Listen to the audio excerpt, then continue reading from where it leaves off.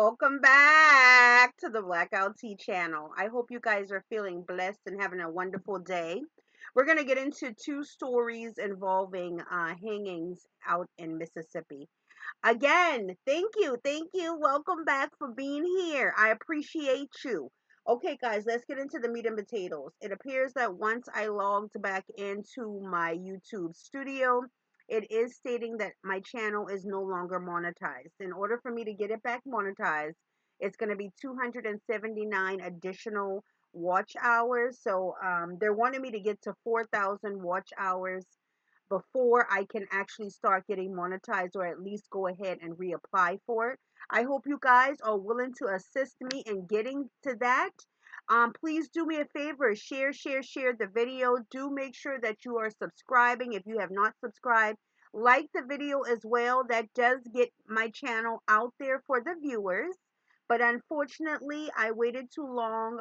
It looks like I think I had maybe 14 days where I could have actually sent them a video of the reasons of why the channel should be monetized or should go back to its normal.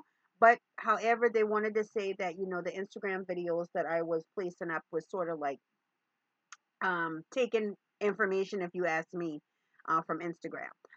Which I'll probably still be doing again anyway. So I didn't understand that, because I've seen people often using Instagram videos in their actually commentary. But let's go ahead, let's talk about it. We've got two individuals, guys, two of them, okay? Two separate hanging incidents were reported out in Mississippi on the same day, okay? One of the victims was a 21-year-old black student found on the Delta State University campus. The other victim was a 36-year-old white male found in a wooded area near Vicksburg Casino. Authorities have stated that there is no evidence of foul play in the student's death down at Delta State University campus. However, I have heard several rumors. They're wanting to say that it was ruled out as a suicide. The other guys that was found in Vicksburg, they are still trying to work on that and haven't actually got that information back out. But let's go ahead and take a look here, Identity okay? of a student who was found on a campus hanging from a tree this morning. Campus officials and police made the announcement just a couple of hours ago in a news conference. 16 WAPT's Ross Adams live in the studio this afternoon. He's been following the story at Delta State all day. Ross, what are investigators saying? Well, Troy, we are just hours into the investigation of this disturbing discovery on the Cleveland campus. Now, here is what we know right now. According to the Delta State Police Chief, they got a call around 7 o'clock Monday morning. First officers on the scene found the body of 21-year-old DeMartravion Trey Reed. He was hanging from a tree near the pickleball court that's in the central part of the campus. Reed is a Delta State student from Grenada. Now, there is already rampant social media speculation about what happened to Reed. At this point, investigators say there is no evidence of foul play.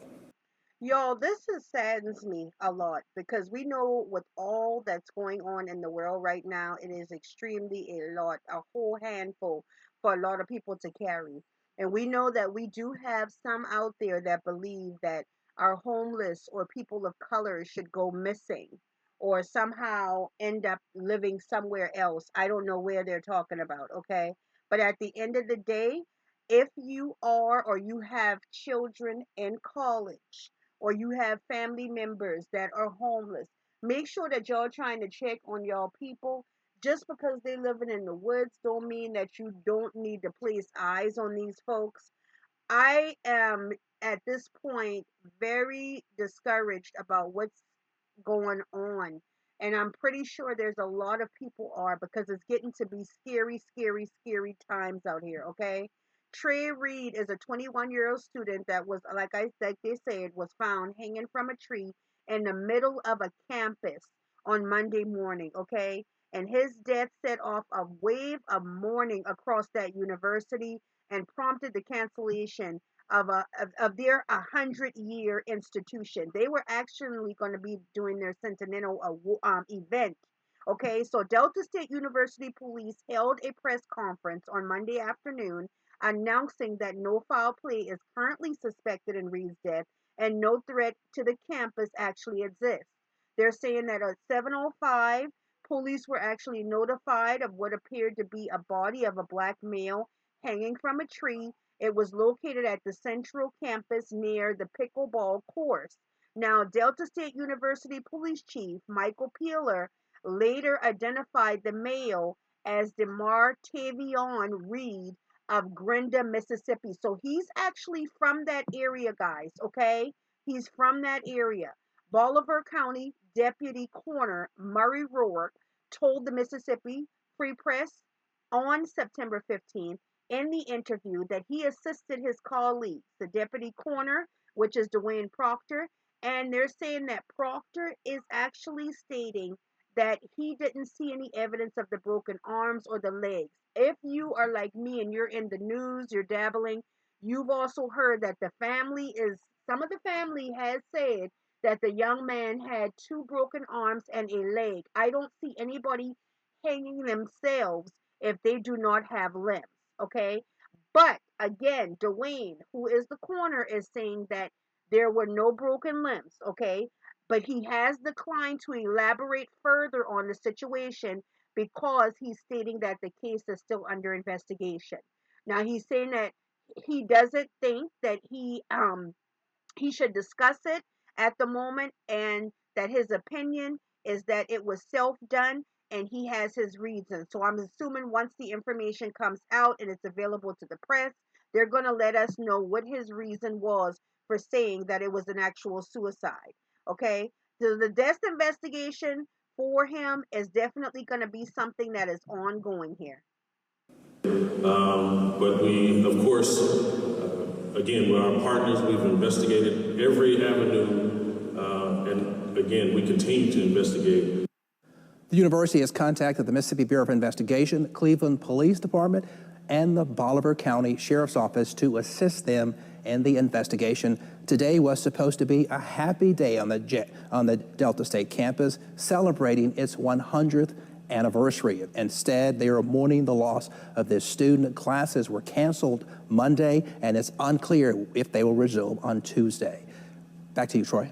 All right, Just Ross, thank sad, you. just 16 WAPT is your breaking news.